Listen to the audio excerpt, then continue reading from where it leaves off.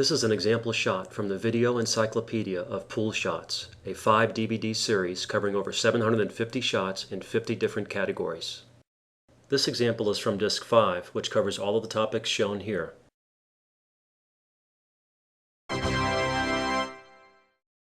If you're racking for your opponent, and he or she is using the side break, it can help to know where certain balls in the rack tend to go. You can use this information to place the balls in less advantageous positions for your opponent. As we saw before, the one ball will tend to head up table. The back ball will also usually head up table. And the far ball in the second to last row usually stalls close to the end rail. Therefore, to make things difficult for your opponent, it's best to rack the 2 and 3 as shown here. The 1 and 3 will tend to settle up table, and the 2 will stay down table. This will force your opponent to go up and down the table between the 1, 2, and 3 ball shots, and there is a better chance for other balls to get in the way.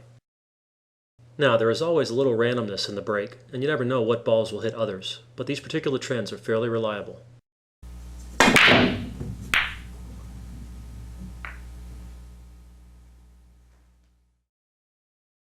Here the 3 went up table with a little too much speed, and it didn't hit any other balls, so it started down table again, but the 1 and 2 did end up at opposite ends of the table. The next time you play, rack the balls in the same places every time, and watch where each ball tends to end up after the break.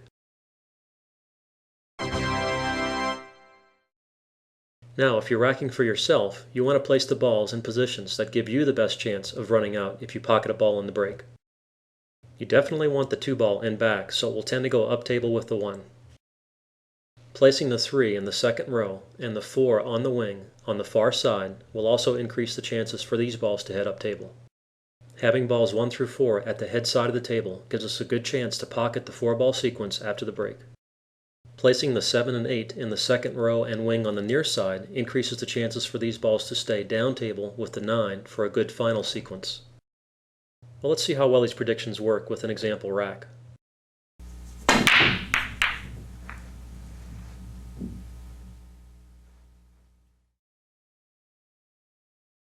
Here the 1, 2, and 4 did finish up table, with the 3 not too far away, and the 7, 8, and 9 did remain fairly close.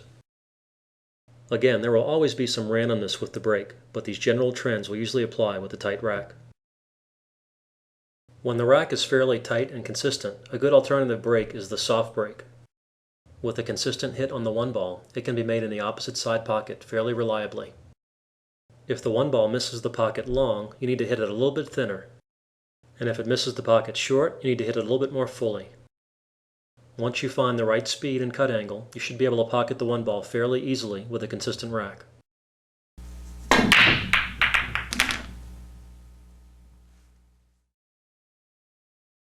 Another advantage of the soft break is the balls usually stay fairly close to the rack area and usually have a decent spread. This can make it easier to get from 1 ball to the next during your run out.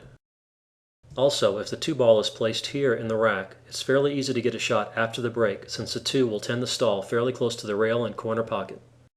We just need to try to leave the cue ball on the other side of the table. Let's try another.